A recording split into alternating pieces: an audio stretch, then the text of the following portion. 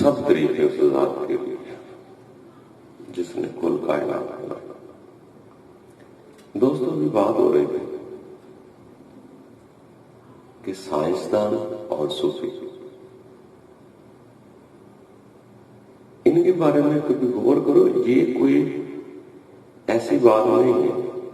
سائنسدان کسی بھی ذات، برادری، مذہب، کسی میں بھی سائنسدان پیدا ہو سکتا ہے۔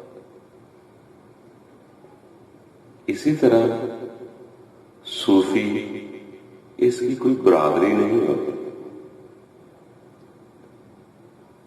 یہ بھی کسی خاندان میں ہو سکتا ہے۔ بلکہ میں نے تو ہر جگہ، ہر مذہب، ہر ملک میں صوفیزم لوگ ہوتے ہیں۔ صرف فرق اتنا ہے کہ سائنسدان جو ہے اس کا مشاہدہ ہے، صرف جو چیز سامنے نظر آ جائے اسی پر مشاہدہ کرتا ہے، اسی پر تدبر کر سکتا ہے۔ مثال تو کوئی شے دیکھ لے، چاند دیکھو، سورج دیکھو، زمین دیکھو، پہاڑ دیکھو، دریا دیکھو، جو چیز ان آنکھوں کے سامنے نظر آئے گی وہ ان پر تجربات کرتا ہے۔ ان کے خلق کرنے والا کون ہے اس کی طرف دھیان نہیں جاتا۔ ہر شے کی خلق کرنے والی ایک ذات، یہ نشانی تک محدود رکھتا ہے، خالق تک نہیں پہنچتا۔ جو چیز حاضر ہے، نظر آ جائے، اس پر اس کے مشاہدے ہے، تحقیق۔ صوفی اصل میں یہ کوئی بات نہیں ہے کہ اس کا کسی برادری سے مسئلہ ہوتا ہے، نہ ہی کوئی فرقہ ہوتا ہے، نہ ہی گروہ ہوتا ہے۔ اس کا ایک سیدھا تعلق رہتا ہے اپنے رب کے ساتھ۔ وہ ہر چیز کو یہ دیکھتا ہے کہ اس کے پیچھے کوئی ذات اس کو خلق کرنے والی ہے۔ اگر جسم تک رکھیں گے نظر کو تو انسان بہت ساری چیزوں سے نظریے غلط بھی بن جاتے ہیں۔ اس کے جسم تک محدود رکھو گے تو تم اس کو جسم دیکھ رہے ہو اور جسم سے دیکھ رہے ہو۔ اگر اس کے اندر دیکھو کہ روح ہے اور روح رب دی ذات بھی ہے، اور تمام تقریباً 2-3 کتابوں کے مشاہدات ہوئے تو یہی سمجھ آ رہا ہے کہ نفخت فیہ من روحی، رب تعالیٰ نے انسان کے اندر اپنی خاص روح ڈالا۔ اب انسان کا اور رب کا رابطہ کیا ہے یہ تو دانشور بڑا ہی جانتا ہوگا کہ ایک طرف تو روح رب کی ہے، دوسری طرف ہمارے پاس جو روح رب دی ہے وہ بندے کے پاس نہیں ہے، وہی روح۔ پھر رب نے جب بھی ملنا ہے ان آنکھوں کے سامنے نہیں آنا، رب کی روح ہی دیکھ سکتے۔ تو اسی لیے ان کا جو معاملہ آتا ہے وہ ہر شے کی، صوفی لوگ اس کی روح کو دیکھتے ہیں، خالی صرف گلاب کے پھول کو دیکھ کر کچھ نہیں۔ پھول میں مہک پیدا کرنے والا کون ہے ان کا دھیان اس طرف ہوتا ہے۔ وہ ہر چیز کی معرفت کو سمجھ کر کام کرتے ہیں۔ ان کو تو کہو نا آپ نے روزہ رکھنا ہے تو اس کے فوائد دیکھنا شروع کر دیں گے۔ رب تعالیٰ نے فرمایا ہے روزہ رکھو، اس کا تو مقصد ہوگا بھوک لینے سے کسی بھوکے کا خیال آ جائے گا، بھوک لکھنے سے اس کی یاد آ جائے گی، اس کے رزق کی اہمیت بڑھ جائے گی۔ وہ فقط عبادت ایسے ہی دیکھو دیکھی نہیں کرتے، عبادت کو سمجھنے کی کوشش کرتے ہیں.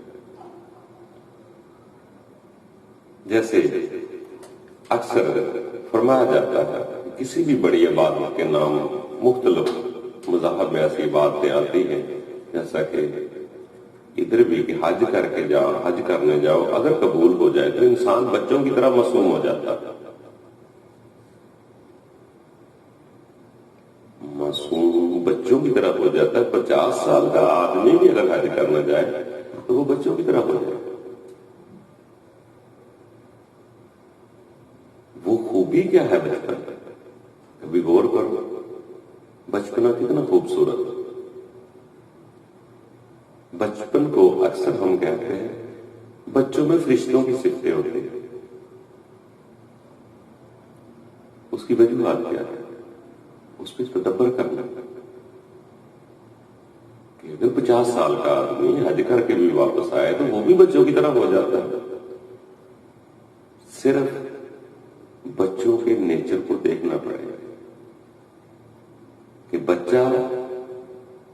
بچے کو گلی میں لے کر جائے، کنگھی کی ہو نہ کی ہو کوئی فکر نہیں، کپڑے کون سے پہنے ہوئے ہیں کوئی فکر نہیں، جیب میں پیسے کتنے ہیں کوئی فکر نہیں، جو دیا سو کھا لیا، کوئی لالچ، کوئی طمع، کوئی لڑائی، کوئی بہو سے، کوئی بیوی سے، کوئی فکر نہیں.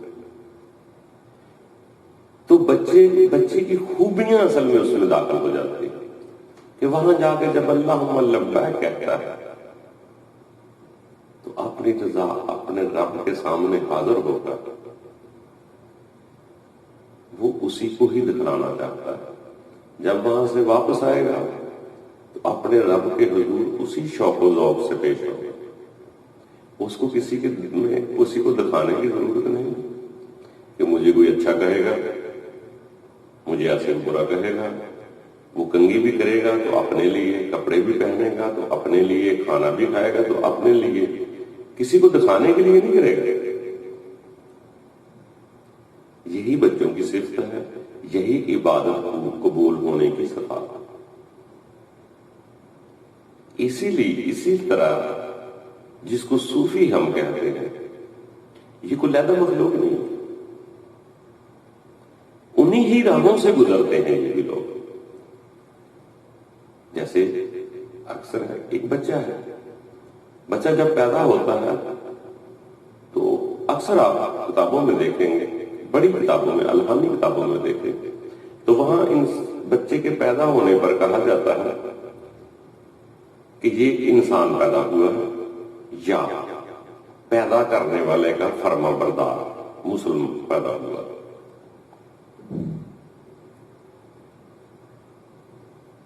اب جس نے پیدا کیا اس کا یہ فرما بردار.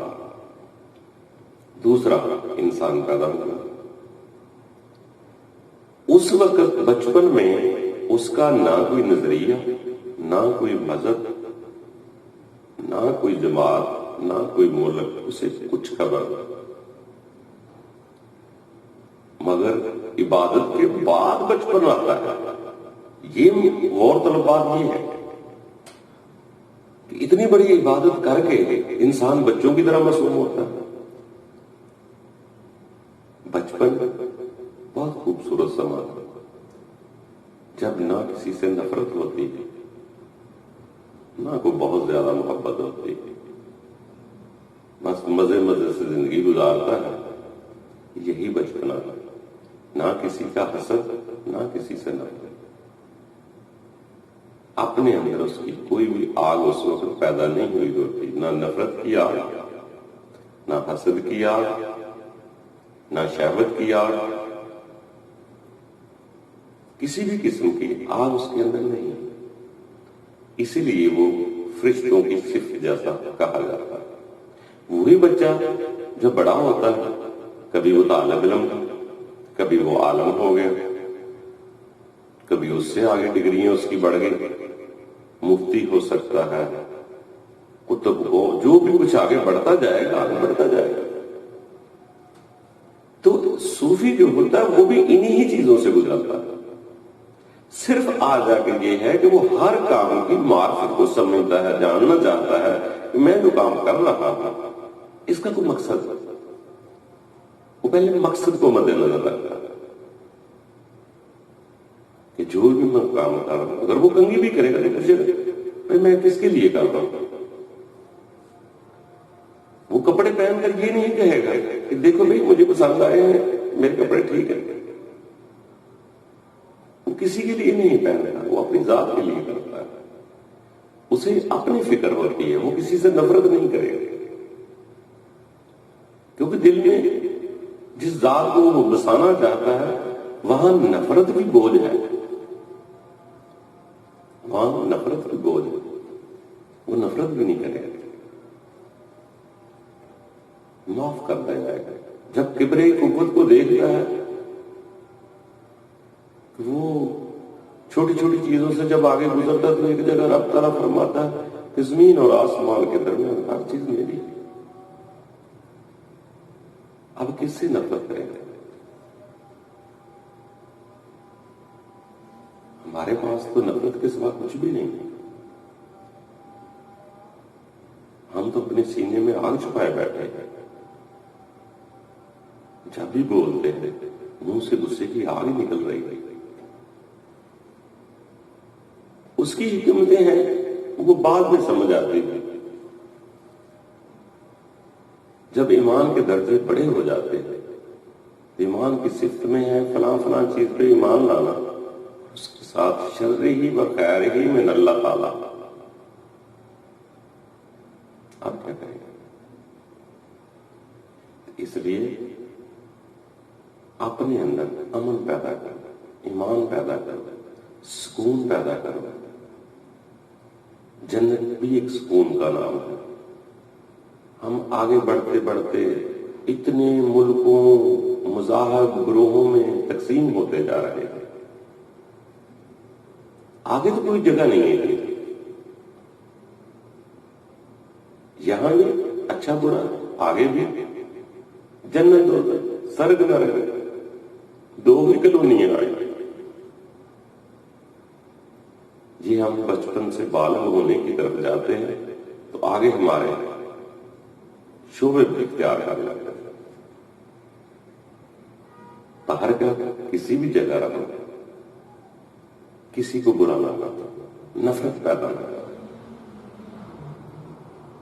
کیونکہ نفرت، فتنہ، فساد یہ بنیاد اچھی نہیں۔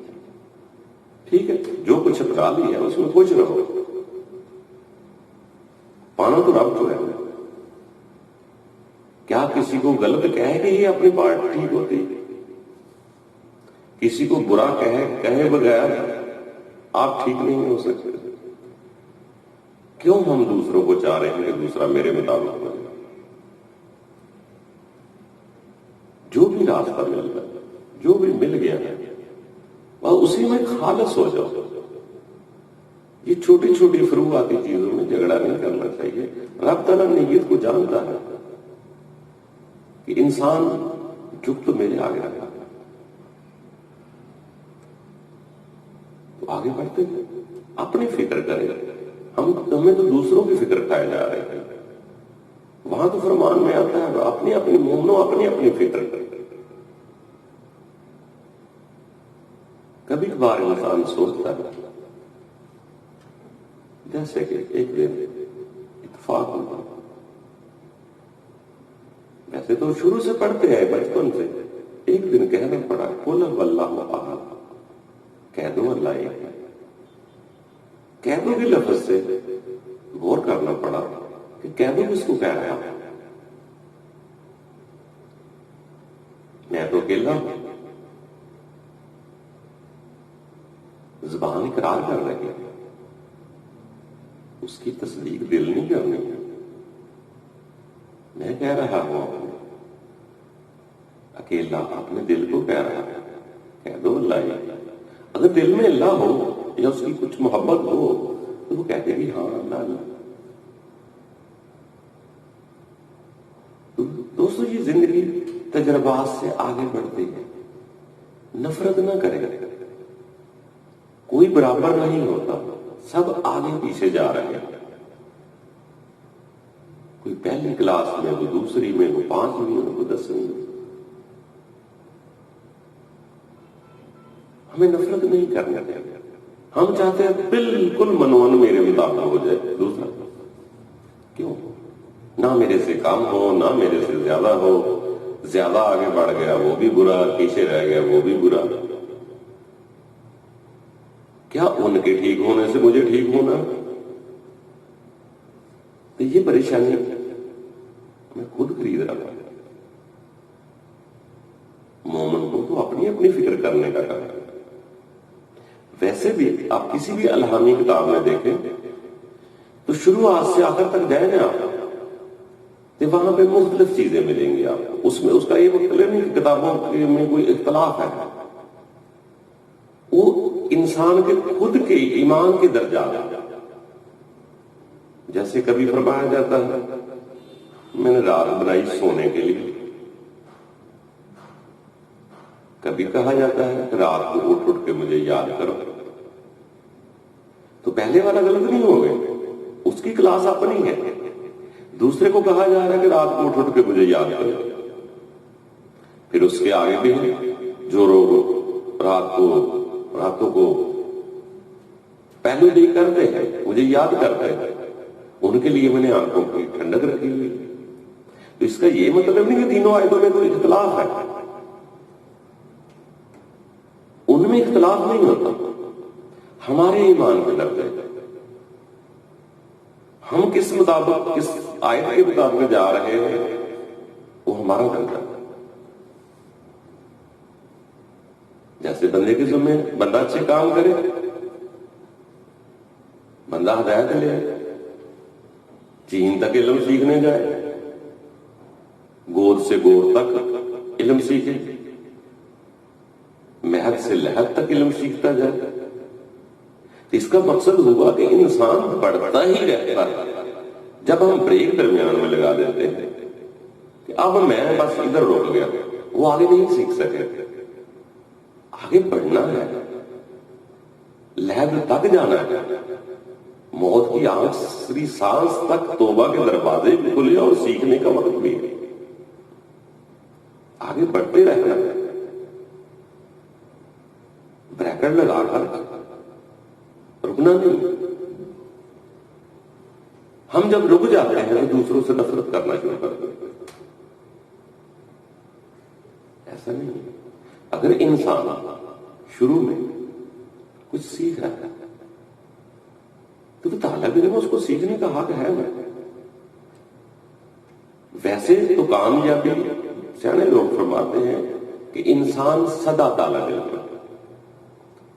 جب ماسٹر بن جاتا ہے پھر آگے سیکھ نہیں سکتا. لہر تک طالب علم، پورا کوئی نہیں، سب آگے پیچھے جا رہے ہیں. مکمل ذات صرف اس ہوتی ہے. اور اس تو پہلے کل نفس ذائقۃ الموت تو پہلے انہیں عیاں نہیں ہونا. جب روح حلق سے نکلتی ہے تو وہی سب سے زیادہ قریب ہوتا ہے، وہی وقت عیاں ہے جب موت کا پردہ اٹھ جائے. ہاں البتہ اس کیفیت پہ چلا جائے کہ اپنے نفس کو پہلے مار دے تو کچھ چیزیں عیاں ہو سکتی ہیں. مگر عیاں ہونا نفس کی موت کے بعد، انسانی خواہشات کو دبانے کے بعد وہ عیاں ہو جاتا. تو انسان بڑھتا ہے، رکنا نہیں. یہاں بریک لگا دی آپ نے، ایک باؤنڈری لائن لگا دی، میں اس کے آگے نہیں جاؤں. نہیں، اس کے آگے جہاں اور بھی ہے، بہت کچھ سیکھنے کے لیے باقی ہے، مکمل کوئی بھی نہیں. وہی ذات ہے جس کو انسان پاتے پاتے آگے بڑھتا جاتا ہے. کبھی انسان دوسروں سے ہدایت لیتا ہے، کسی وقت خدا خود ہدایت دیتا ہے. جب انسان کوئی بھی عبادت کرتا ہے تو اپنے رب سے باتیں کرتا ہے. اگر وہی عبادت قبول ہو جائے تو رب بھی اپنے بندے سے باتیں کرتا ہے. اسی کو آگے جانا ہے، رکنا نہیں۔ رکنا میں تعصب پیدا ہوتے، نفرتیں پیدا ہوتی، آگے بڑھو۔ بیزاری اچھی چیز نہیں، بلکہ رب تعالیٰ کی ذات تو اکثر فرمان ایسے فرماتے ہیں کہ جس نے آخرت کے بدلے دنیا کو ترجیح دی میں اسے عذاب دوں گا۔ اب ہم کیا کریں؟ کوئی آدمی کون ہے جو اس کے بدلے آگے ترجیح دے گا؟ تو اس لیے کہ مختلف چیزیں ہیں، باہر کا بھی یہی ہے، سیکھتے جائیں، آگے بڑھتے جائیں۔ رب تعالیٰ خود بھی ہدایت دیتا ہے۔ پھر یہاں جو طالب علمی کے دور میں بندے نے کچھ کرنا تھا، آگے تو سارے اختیارات رب تعالیٰ اپنے پاس لے لیتا ہے کہ میرے بغیر کچھ بھی نہیں ہوگا۔ یہی ہے کہ جس کو ہم صوفی لوگ کہتے ہیں، وہ توکل بہت زیادہ کرتے ہیں۔ فرق اتنا ہے، ہم اس بات کے محتاج ہیں، وہ اس بات پہ زیادہ نظر نہیں ڈالتے۔ وہ صرف بھروسہ اتنا زیادہ کرتے ہیں جیسے وہ بالمتوکلین کا لفظ ہے کہ رب نہ چاہے گا تو کچھ بھی نہیں ہوگا، رب نہ چاہے گا موت بھی نہیں ہے، رب نہ چاہے گا زندگی بھی نہیں ہے۔ صرف یہی فرق ہے، ایسا کچھ نہیں ہے، کوئی وہ علیحدہ قوم برادری نہیں ہے۔ ہمارے ہاں میں سے گزرے ہوتے ہیں لوگ، وہ بھی انہی چیزوں سے صرف آ جا کے فرق اتنا پڑتا ہے کہ جیسا کہ ہم گلاب کے پھول کو دیکھ رہے ہیں، وہ اس کا ارک نکال لیتے ہیں، وہ اس کا ارک نکال لیتے ہیں۔ ہم جسم کو دیکھتے ہیں، وہ کہتے ہیں اس کے اندر رب کی روح بھی ہے۔ جب روح پہ نظر جاتی ہے تو انسان کی کبھی خواہش بیدار نہیں ہوتی، یاد رکھیں۔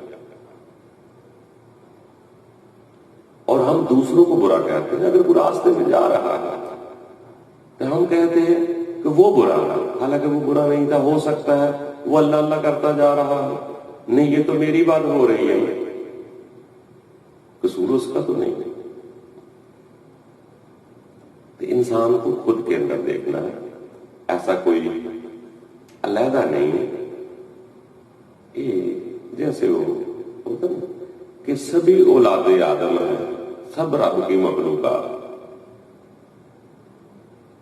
کیونکہ اگر آپ رب تعالیٰ کو عالمین کا رب سمجھ لیں کہ وہ رب العالمین، تو پھر آپ کبھی بھی نہیں کہہ سکتے کہ ہمارا رب فلاں کا رب نہیں ہے، فلاں کا رب نہیں ہے۔ وہ جب دیکھتے ہیں تو اس روح کو دیکھتے ہیں کہ روح سب میں ہے۔ جب روح سب میں ہے تو رب عالمین کا ہے۔ یہ بات تو حقیقت ہے کہ یہ نہیں لکھا ہو جاتا وہاں پہ، جب مادر شکم میں بچے کے اندر روح پھونکی جاتی ہے تو یہ نہیں ہوتا کہ فلاں قوم کی ہوگی، فلاں برادری کی ہوگی، فلاں ملک کی ہوگی۔ وہ روح سب میں ڈالی جاتی ہے، وہ کوئی بھی۔ جب روح کی وجہ سے ہم دیکھتے ہیں، وہ لوگ اسی لیے کہتے ہیں کہ رب العالمین ہے۔ بعض کا تو ہمارے اختلاف ہوتے ہیں، نہیں جی ہمارا رب ہے، فلاں کا رب نہیں۔ ایسا ایسے نفرت پیدا کرتے ہیں۔ ویسے بھی مجھے تو اپنا دل خالی رکھنا ہے، میں کسی کی نفرت اپنے دل میں بسا کر پھر محبت کیسے آئے گی؟ جس دل میں نفرت ہو محبت تو نہیں آ سکتی۔ باقی یہ رب کے کھیل ہے بڑے نرانے۔ اب یہ انسان میں کہتا ہوں آئے آیات میں فرق نہیں ہوتا، رب کے قانون میں فرق نہیں ہے، صرف آ جا کہ انسان کے درجات میں فرق ہے، مقام میں فرق ہے، جیسا کہ طالب علم اور عالم برابر نہیں، عالم اور مفتی برابر نہیں، مفتی اور فقیہ برابر نہیں۔ اسی طرح انسان کو اللہ تعالیٰ نے الہامی کتابوں کے ذریعے بہت سارے پیغام دیے، جیسے رب تعالیٰ نے ایک جگہ فرمایا کہ میں نے 6 دن میں زمین و آسمان بنائے اور میں عرش بری پر جاتا ہے، یہ بھی الہامی کتاب میں لکھا ہے، اور دوسرا بھی الہامی کتاب میں کہ میں ہر جگہ موجود ہوں، میں ہر جگہ موجود ہوں، کبھی فلاں مسجد میرا گھر ہے، حرم پاک میرا گھر ہے، کبھی خود کو لا مکان کہتا ہے، کبھی مومن کے دل میں ہے، کہیں کبھی ایسا فرمایا گیا جیسا کہ سورہ کاف آیت نمبر 16 میں بھی ہے، انجیل میں بھی ایسا ہے، میں نے زبور میں بھی دیکھا ایسا ہے کہ انسان کی شارک سے بھی زیادہ قریب ہے حبل الورید کا لفظ۔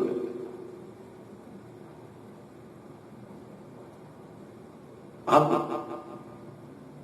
عقل والا تو پریشان ہو جائے، وہی کبھی عرش بری پر، کبھی کعبۃ اللہ، کبھی مسجد اللہ، کبھی ہر جگہ، کبھی شارک میں، کبھی مومن کے دل میں، کبھی ایسے بھی فرمان ہے کہ جس جگہ مجھے یاد کرو، جس گھر میں مجھے یاد کرو، وہی گھر میرا ہے۔ اس کا مطلب ہم اختلاف کرنا شروع کر دیں گے، ایسا نہیں۔ یہ انسان نے قریب سے قریب تر، قریب سے قریب تر ہونا ہے۔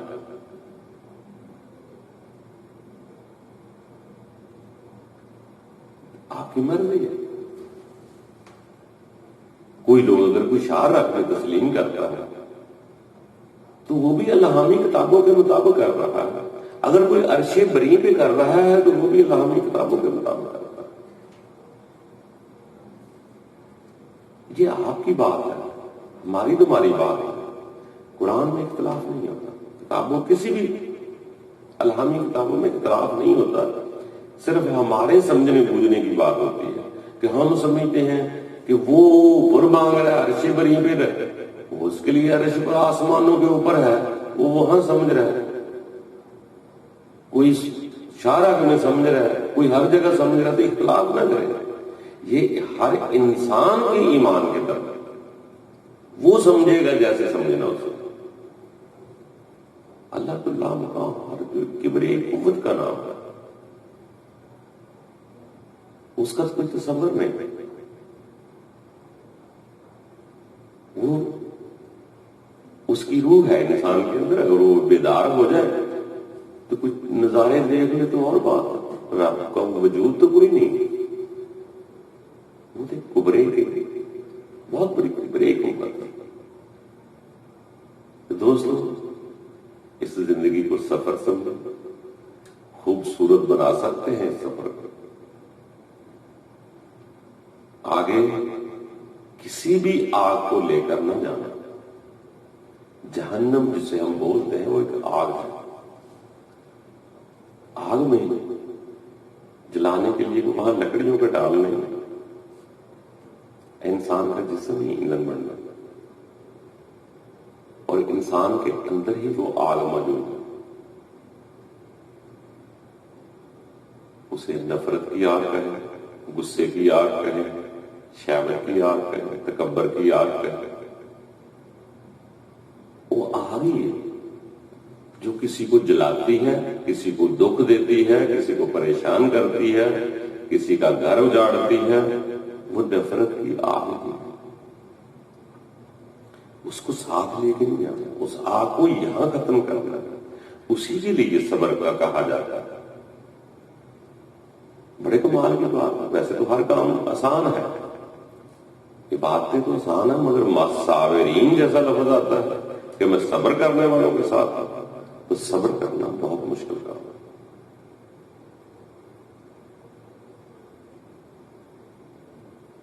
صبر کرنا چاہیے، صبر سے ہی وہ آگ ختم ہوتی ہے۔ صبر ایک پانی کی مانند ہے، جب آگ جلے اس کے اوپر صبر کیا جائے،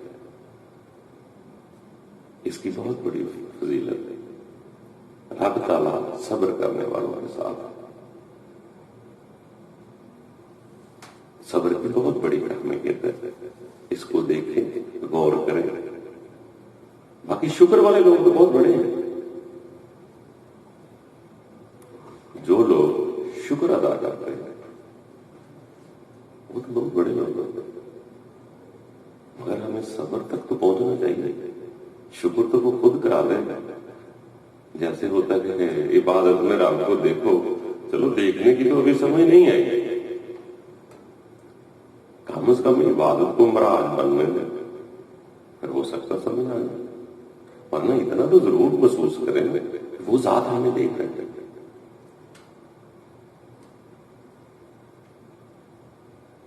دور اور نزدیک ہم نے خود ہی محسوس کرنا ہے، نفرت اور محبت ہم نے خود ہی کرنی ہے۔ بس رب تعالیٰ کو وہ لوگ بہت پسند ہے جو پریم سے زندگی گزارتے ہیں، اپنے دل میں نفرت نہیں کرتے۔ یہ آہستہ آہستہ چیزیں آگے بڑھتی ہیں، جیسا کہ انسان نے، ہم نے دیکھا ہوگا کبھی کبھار انسان کو غصہ آ جاتا ہے تو وہ انسان 7 دن سلگتا رہے گا، اس نے ایسے کیوں کیا، ایسے کیوں کہا، یہ ہے، اور بہت پریشان رہتا ہے۔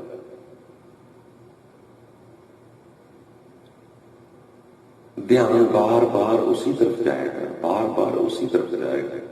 اس روح دھیان خیال کو اگر آپ رب کی طرف لگا لیں تو آپ کا غصہ 7 دن کی بجائے 5 دن پہ آ جائے گا۔ جو شے محسوس کر رہی ہے اسی شے ہے، روح ہے، خیال ہے، شعور ہے، جو بھی عقل ہے، اس کو اپنے رب کی طرف لگا، غصہ ہلکا ہوتا ہے۔ وہی بات ایک وقت 2 دن پہ آ جائے گا، پھر 1 دن پہ آ جائے گا، پھر گھنٹوں پہ آ جائے گا، پھر ویسے سنی انسنی ہو جائے گا۔ جیسے کسی سیانے نے کہا تھا، اگر لوگوں کی باتیں سنیں تو ایسے لگے گا جیسے کانوں کے ذریعے پتھر آپ کے دماغ پر لگ رہے ہیں۔ اگر لوگوں کی باتوں کو پاؤں کے نیچے رکھ دیں اسی کے سطح بن کے آپ اوپر چلے جائیں۔ دوسرے زندگی کا مقصد سمجھیں، یہ وقت بار بار نہیں آنا، ہم تو ٹائم کو ضائع کر رہے ہیں، اتنے قیمتی لمحات۔ اور ایک بات طے ہے، یہ سب فرماتے ہیں، بہت ساری کتابوں میں لکھا ہوا کہ اس کی یاد کے بغیر دل کو سکون نہیں مل سکتا۔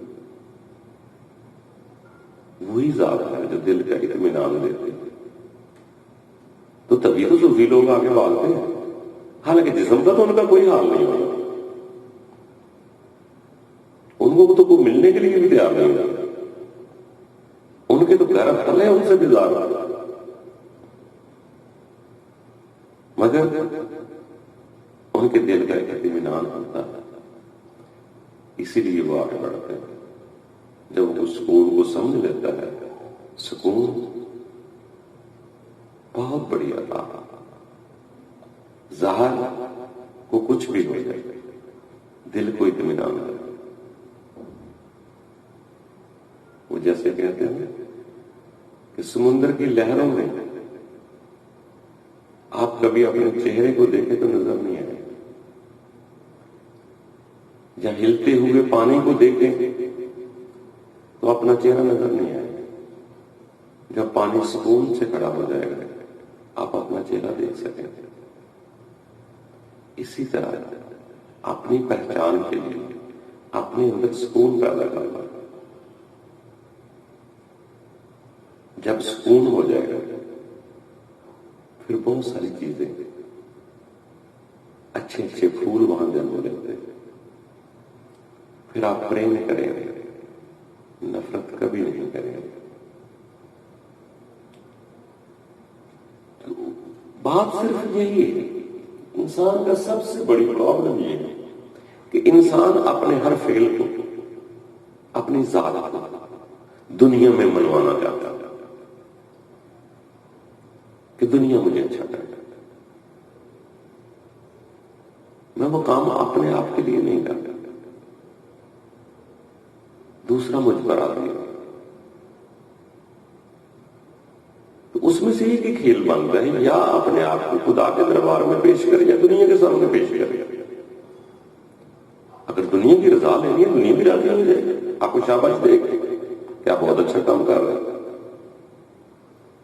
تو دنیا تو ظاہر کو دیکھ رہی ہے. جیسے میرے قمیضوں کے سارے بٹن بند ہیں تو دیکھنے میں تو یہ معاشرے کے مطابق تو میں ایک شریف آدمی ہوں. میرے اندر کیا چل رہا ہے اس کو تو کوئی نہیں جانتا. یہ تو رب کی ذات ہے. دنیا سے سیرے نہ بن کر یا دنیا کو راضی کر لے یا اپنے رب کو راضی کر لے. جو لوگ دنیا کے لیے کرتے ہیں ان پر دنیا ہی راضی ہوتی ہے.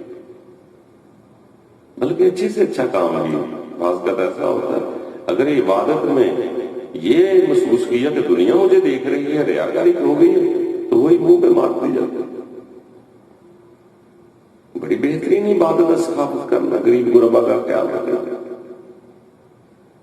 اگر وہ اسی میں ریاکاری آ جائے کہ لوگ میری عزت کریں گے، لوگ مجھے اچھا کہیں گے، لوگ مجھے بہت نیک آدمی کہیں گے، تو یقین کیا نا میرے پیسے بھی گئے اور اسی پیسے میرے کمر پہ گرم کر کے لگائے جائے گا.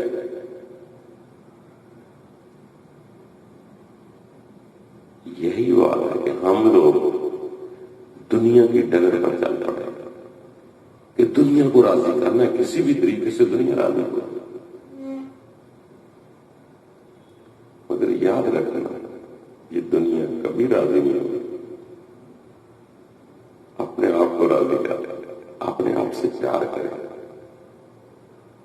کبھی غور کرے، رب کی روح ہی انسان کی زندگی ہے اور اپنی زندگی سے تو پیار کرنا چاہیے. یہ تمام ہمیں کتاب کرنا کہ جو زندگی روح کی وجہ سے. اور بڑا خوبصورت ناتا ہے انسان بندے اور رب کا، بہت پیارا ناتا ہے. وہی روح بندے کے اندر ہے اور بندے کی وہ جان، اور یہ روح سے ہی چلتا پھرتا.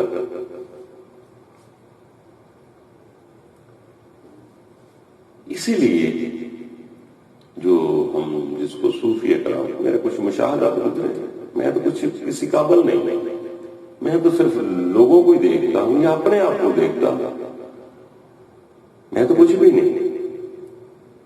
مگر ہم لوگوں سے مشاہدات دیکھیے، لوگ بڑے اچھے اچھے لوگ ہیں جو کبھی کسی کو ستانے کا سوچ بھی نہیں سکتے.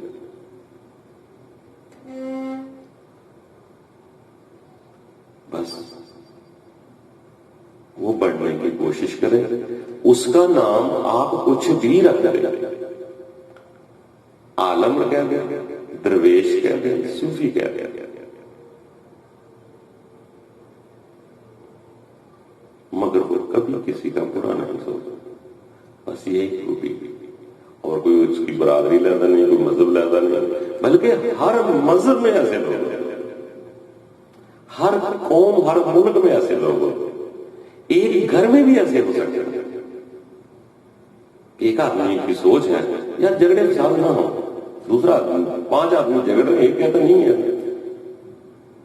تو جو نفرت نہیں کر رہا یا پھیلانے سے منع کر رہا ہے وہی تو صوفی. وہ عزم تو سب میں ہے. دونوں چیزیں انسان کے اندر موجود ہیں، جس کو مرضی جگا لو. شر بھی انسان کے اندر ہے، خیر بھی انسان کے اندر ہے۔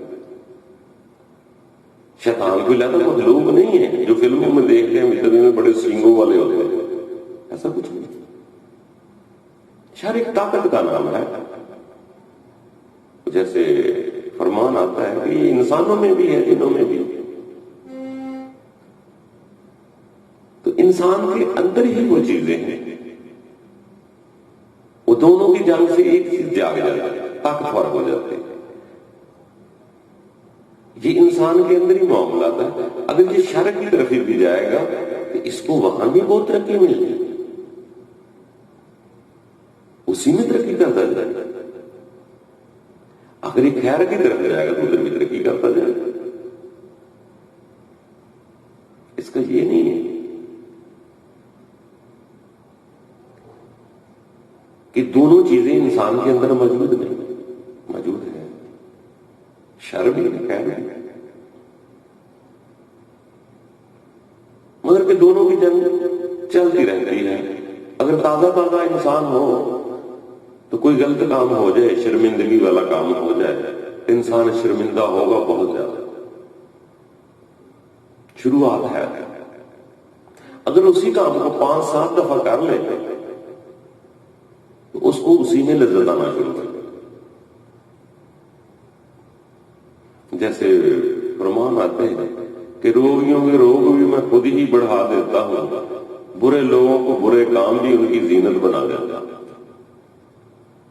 کیونکہ جو چیز تو آپ کے دل میں بس گئی ہے وہ آپ کی اپنی ہو گئی ہے، وہ اچھی ہے یا بری ہے، وہ نفرت ہے یا محبت ہے، وہ برادری ہے کوئی ذات ہے، ملک ہے مذہب ہے، کچھ بھی، جس کو آپ نے دل سے پسند کر لیا وہ آپ کی اپنی ہے،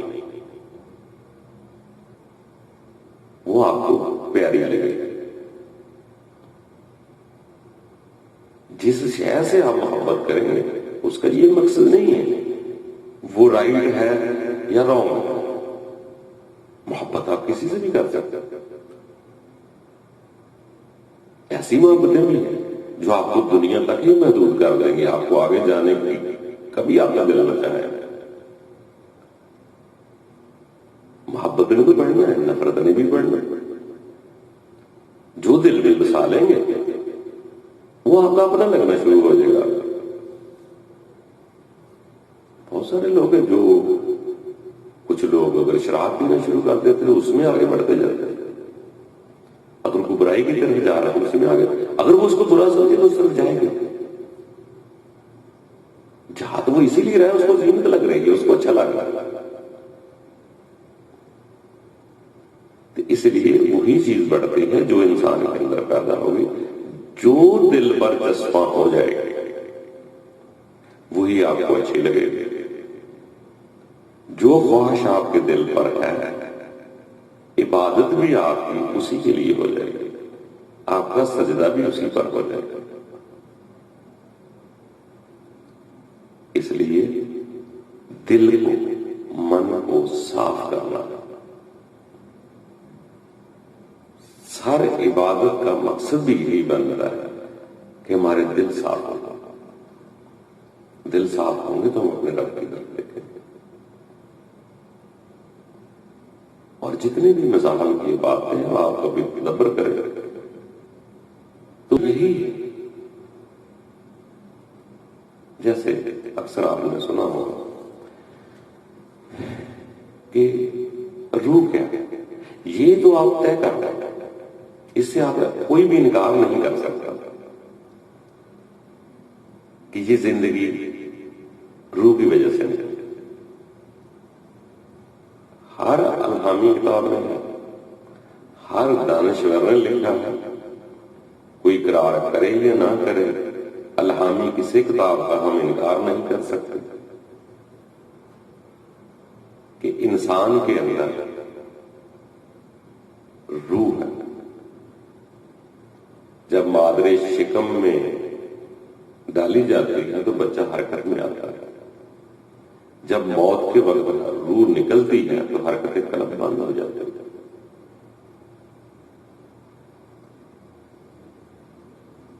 وہ ویسی ہی ہے، ہماری دوسری ذات ہے، ہمارا حصہ ہے.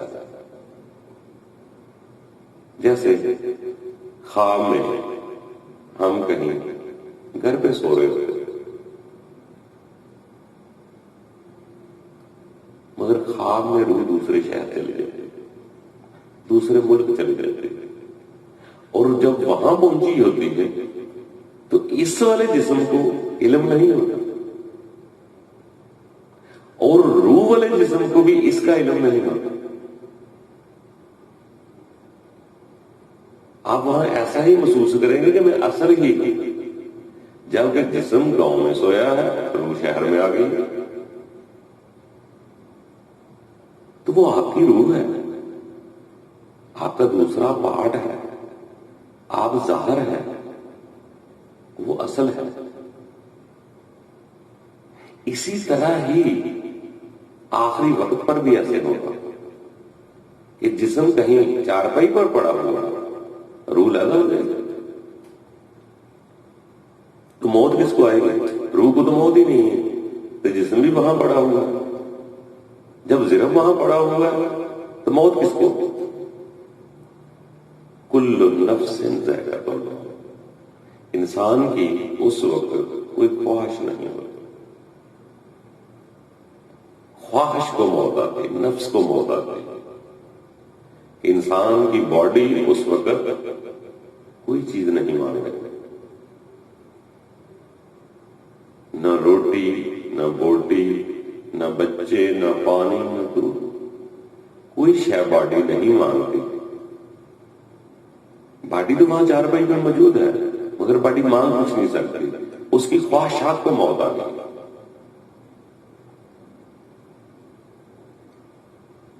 اسی طرح سیانے لوگ انہیں کچھ فارمولے عبادت کے طریقے کار بتائے. عبادتیں یہی ہیں، صرف اس کو سمجھ کر کرو. کوئی بھی عبادت اس کو سمجھ کر کرو تو مقصد اس کا یہی نظر آئے گا. عبادت کیا؟ جیسے ہمیں نیند آتی ہے، اس وقت کیفیت کیا ہوتی ہے؟ ہماری کیفیت اس وقت حواس خمسہ ہمارے خاموش ہو جاتے ہیں. روح جب جسم سے نکلتی ہے تو کیسے نکلتی ہے؟ مرنے کے بعد یا نیند؟ نیند بھی موت کی چھوٹی بہن کہا جاتا ہے. طرز ہوئی موت کے وقت بھی روح نکلتی ہے، سونے کے بعد بھی نکلتی ہے. جب سونے کے وقت نکلتی ہے تو اس وقت روح کیسے بیدار ہوتی ہے، نکلتی کیسے؟ جب انسان کے یہ حواس خمسہ خاموش ہو جاتے ہیں.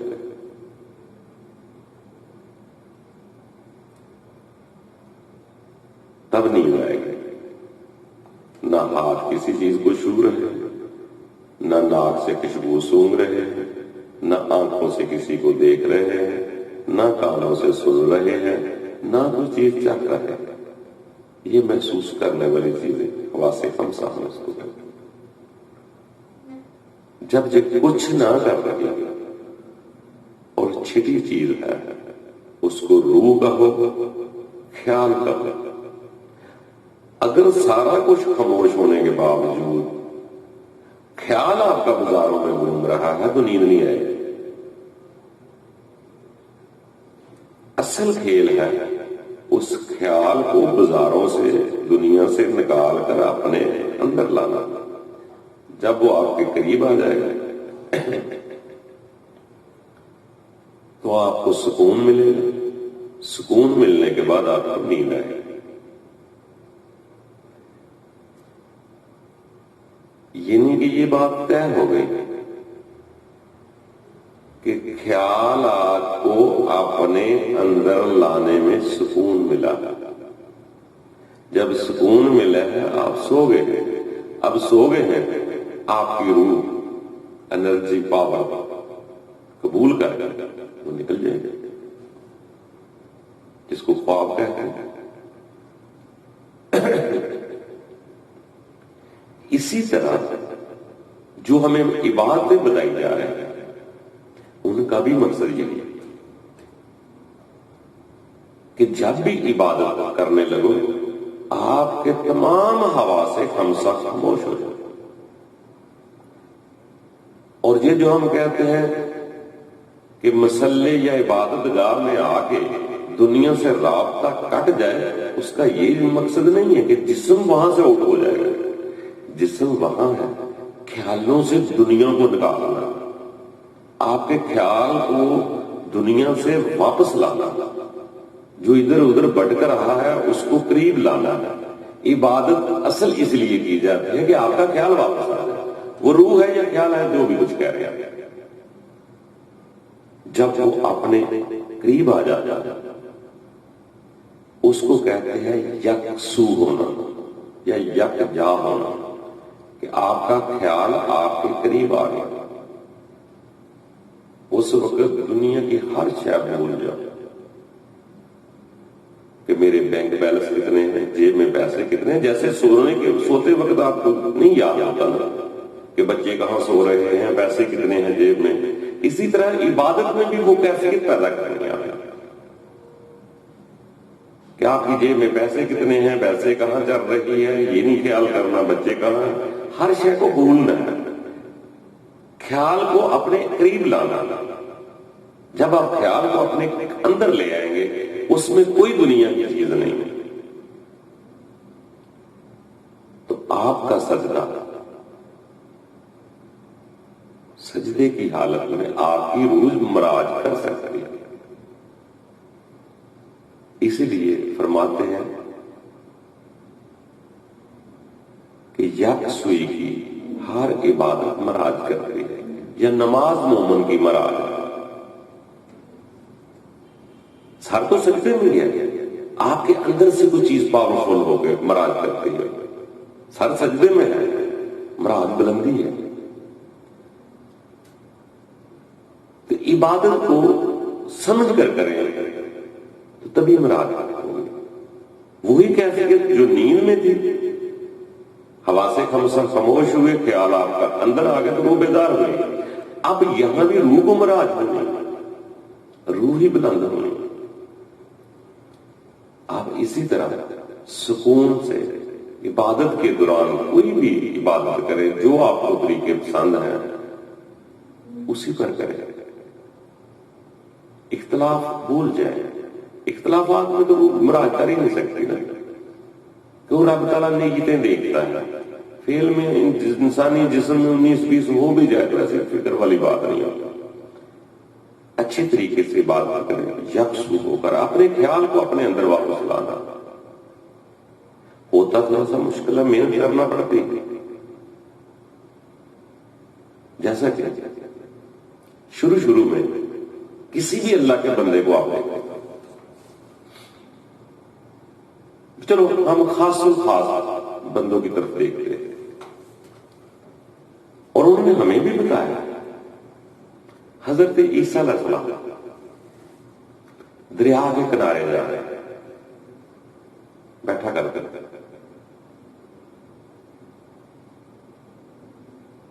کبھی پانی میں نہاتے، یکسو ہوتے، کبھی اس کے کنارے درخت کی چھاؤں کے نیچے بیٹھے رہتے. اسی طرح ہمارے اور سب سے بڑے اور اعلیٰ آخری رسول نے بھی علماء کرام سے سنا میں نے، کسی نے 30 دن، کسی نے 40 دن کہا، کہ 40 دن تک ایک پہاڑ تھا جس کا نام غار حرا، وہاں دن رات تنہائی میں گزارا. اس وقت یہ جو آج کل ہمیں باتیں کرتے ہیں اس وقت ابھی ان کا نزول نہیں ہوا تھا. کوئی اور قسم کی باتیں ہوں گی، جو بھی ہوگا. باہر کا بہت اونچا پہاڑ ہے، آج بھی دیکھتے تو بہت اونچا پہاڑ ہے. اس غار میں جا کے بیٹھا کرتے 40 دن رات. اتنا یکسو ہوئے اپنے رب کی طرف. علماء کرام کی زبانی سنا، وہاں 40 دن کے بعد روح الامین آ گیا.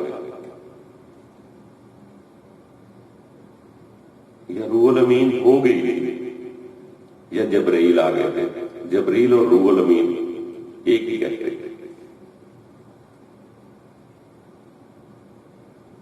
یہ بنیادی طور پہ ہوتے ہیں. دیکھیں تجھے ایسا کام ہوا اور 40 دن کے بعد روح امین ہو، روح الامین آ گیا. اب ہم نے اگر ان انبیاء کرام کی اتباع میں دیکھنا ہے یا اللہ کے بندوں کی اتباع میں دیکھنا ہے تو انہوں نے ہی ہمیں بتلایا کہ اب کوئی دوسرے ملک میں ہے تو وہ ان کو پہاڑ تو یا جنگل ہر جگہ موجود نہیں ہے. انہوں نے فرما دیا کہ اعتکاف میں رمضان کے آخری اشرا اعتکاف میں بیوی بچوں سے جدا ہو کر گھر سے رونقوں سے علیحدہ ہو کے تنہا ہو کے 10 دن جاگ لیا گیا، جسے ہم آخری اشرے کا اعتکاف کہتے ہیں. کسی سے فضول بات نہیں کرنی، کوئی ایسا کام نہیں کرنا، ڈیوٹی پہ نہیں جانا، کسی بچوں کو اسکول چھوڑنے نہیں جانا، سب سے علیحدہ تنہا ہو کے رات کے وقت بھی یاد کرنا. اب دوسری نمازوں عبادتوں کا وقت تو رات کو تو نہیں ہوتا، وہ تو دن کو ہوتا ہے، مگر رات کو بھی دھیان کرنا ہے، خیال کرنا ہے کہ میرا کوئی مقصد ہے، میں رب کو پانے کے لیے آیا. ان کے بیس بنانے کے لیے یہ تنہائی وقتی طور پہ ہونی چاہیے. جیسا کہتے ہیں کسی عبادت کا اہتمام کرنا، اس کی بیس ٹریننگ کہیں، ریکروٹی کہیں، وہ کی جاتی ہے.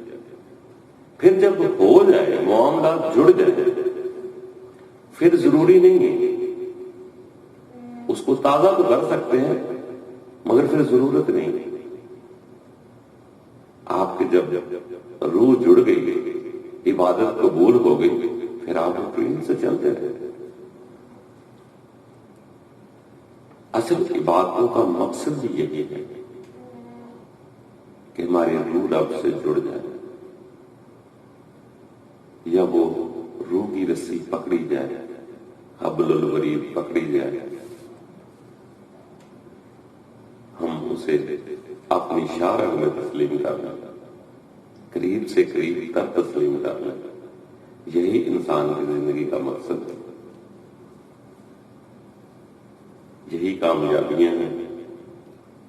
تو میرے دوستوں، کمی پیشی میں کوئی عالم نہیں، نہ مجھے کسی چیز کا پتہ. یہ تو میرے دوست نے مجھے کہہ دیا بات کیا کرو، تو میں کر لیتا ہوں. مجھے تو خاموش ہوئے بہت دیر ہو گئی، اور کوئی کام نہیں، بس ایک پتہ نہیں کیوں ایک خیالات اپنے لکھتا رہتا ہوں. وہ کتابوں کی شکل میں ہوتے ہیں. نہ مجھے کوئی سی ضرورت تھی، کسی دوست نے کہا بات کرنے کو، میں نے بات کر رہا. میں کچھ بھی نہیں، نہ اچھا نہ برا، نہ میرے پاس کچھ ہے سوائے اس چیز کہ ایک امید لگائی بیٹھے ہیں اور سب نے لگا رہے ہیں، سب آگے بڑھ رہے ہیں، ہم سے سب آگے ہیں. ہم تو طالب علم ہیں، ہم تو لوگوں کو سنتے ہیں، سنانے والوں میں سے نہیں ہیں. ہم گناہگار لوگ ہیں. اگر کوئی بری بات لگی تو پھر بھی رب اپنے رب کی طرف رجوع کر کے معاف کرنا. اچھی لگے تو پھر بھی اپنے رب کو یاد کرنا. کسی کو کوئی کچھ نہیں دے سکتا، یاد رکھنا. آگے حساب اکیلے اکیلے کہتے ہیں، وہاں کسی کی سفارش نہیں چلے گی، نہ کسی ملک کی حکومت ہے وہاں، نہ کسی پارٹی کی اجارہ داری ہے وہاں. یہ تو ہم نے تو سوچا کہ فلانے ملک کے لوگ سارے جنت میں جائیں گے، یا فلانے محکمے کے لوگ فلانے جنت میں جائیں گے. میرے دوستو، ایک گھر کے اگر 5 افراد بھی ہیں تو وہ بھی سارے ایک جگہ نہیں جا سکتے. اس میں بھی کوئی چور ہے، کوئی سادہ ہے، کوئی شریف ہے، کوئی بدماش ہے، کوئی آگے ہے، کوئی پیچھے ہے، کوئی لڑاکا ہے، کوئی لڑائی چھڑانے والا ہے. تو ایک کر کے فرد سارے ایک جگہ نہیں جا سکتے، نہ جنت میں نہ دوزخ میں. تو اتنے ملک، پورا ملک چلا جائے گا. اپنی فکر کر کے اپنا حساب. اکیلے آئے، اکیلے جانا. یہ دنیا کو راضی کرنا ہے تو وہ اور بات، رب راضی کرنا ہے تو وہ آپ سے ہی ہوگا. آپ ہی اپنے رب کو راضی کر سکتے ہیں. اپنے اندر دھیان کریں، غور کریں کہ میں جو کر رہا ہوں کیا میرا رب راضی ہو رہا ہے یا دنیا دار راضی ہو رہے ہیں یا میرے محلے کے لوگ راضی ہو رہے ہیں. ہم تو عوام الناس کو راضی کر رہے ہیں. ہمیں سہارے توڑ دیے، ہم نے رب کا سہارا توڑ لیا. ہم دنیا پہ اعتماد کرنا شروع کر دیں کہ جی فلاں فلاں بت میرے مشکل وقت پہ کام آئے، فلاں شخص میری مصیبت پہ کام آئے. خدا کو تو ہم بھول چکے ہیں. دوستو ایسا حرکت کریں. خدا آج بھی وہی ہے، کل بھی وہی ہوگا. اس نے تو یہاں تک فرما دیا کہ اپنے ماں باپ سے بھی زیادہ مجھے چاہو. ہم تو دنیا کی رضا تلاش کرتے ہیں کہ لوگ راضی ہو جائیں. صرف فرق اتنا ہی ہے کہ صوفی لوگ بڑے ہوشیار ہوتے ہیں.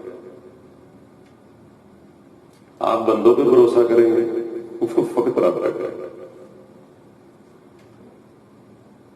وہ بہت بڑا بھروسہ کرتے ہیں. اتنا ہی فرق ہے. ان کو لوگ اچھا نہیں چاہتے. وہ نہ دنیا کو سہارا بناتے ہیں، نہ ان کے تو ساتھی ہوتے ہیں، نہ ان کی تو پارٹی. ان کا کوئی گروہ نہیں.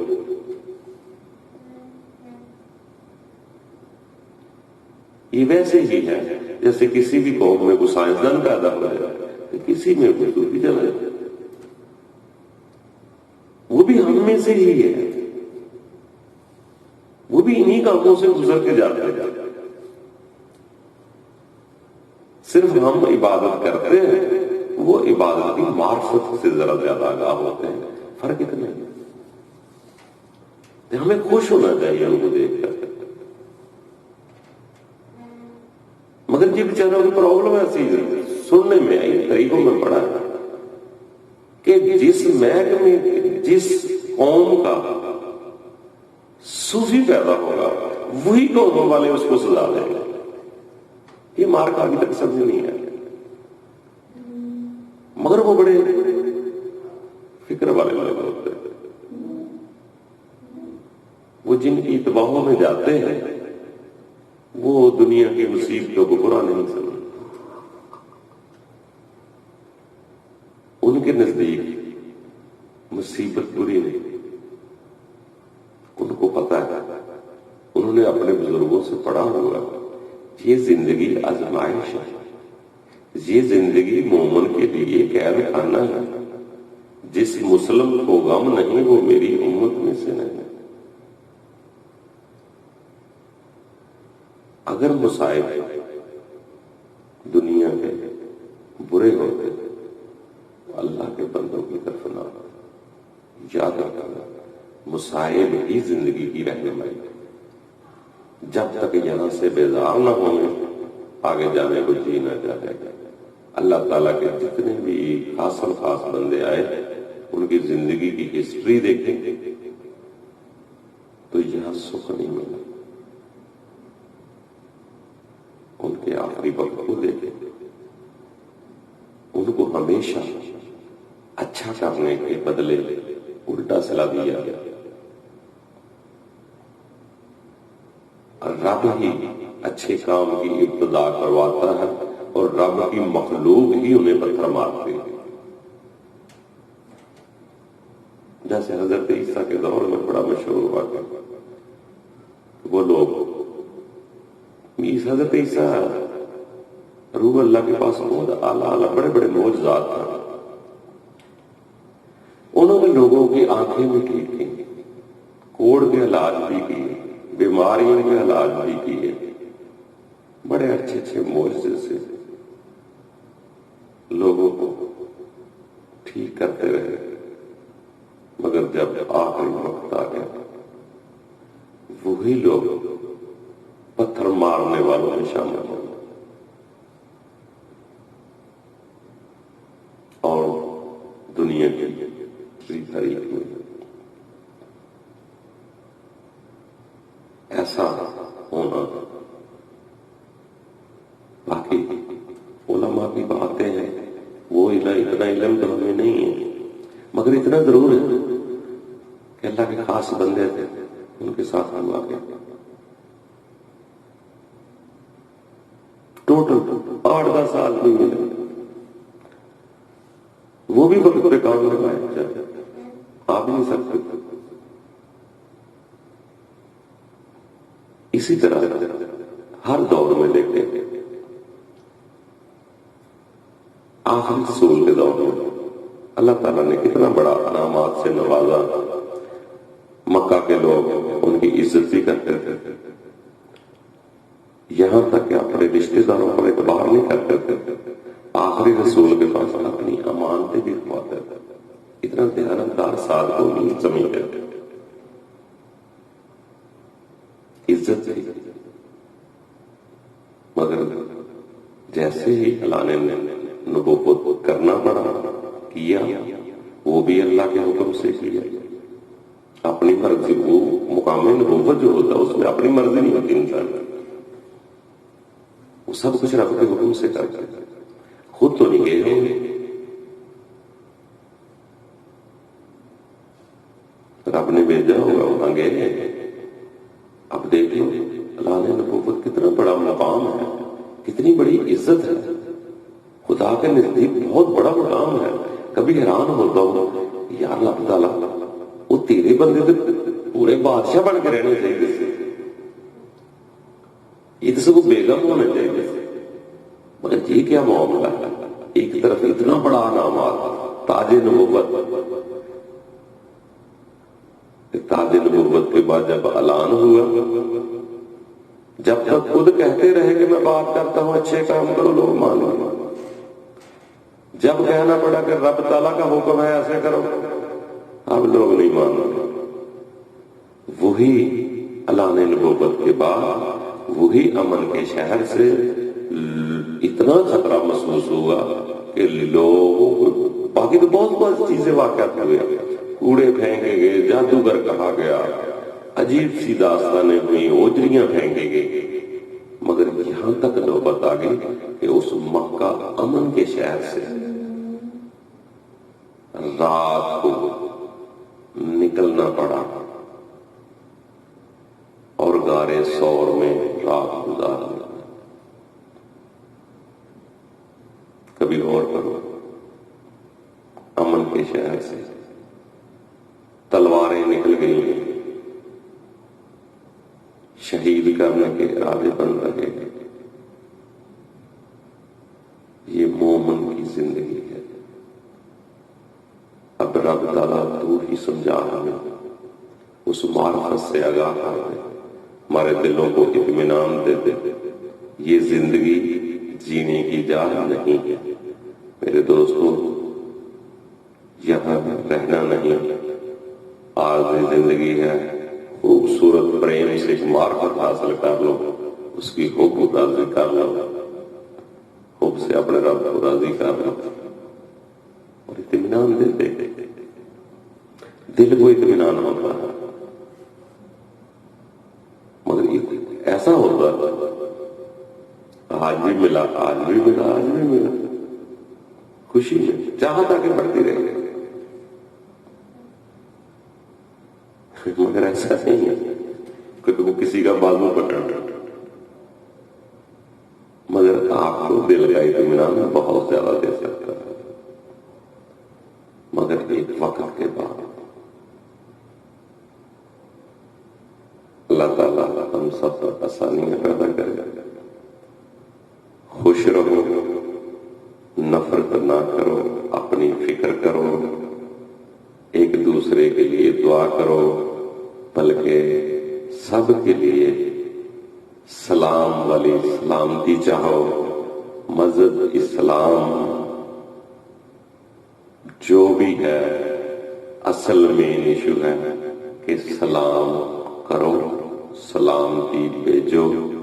سلامتی والا مذہب رب کو بہت پسند ہے.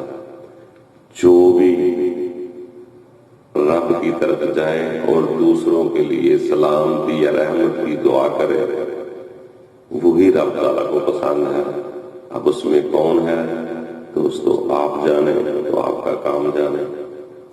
اللہ تعالیٰ ہم سب کو ہدایت فرمائے اور ہمارے دل سے نفرت نکالے اور سلامتی پیدا کر دے.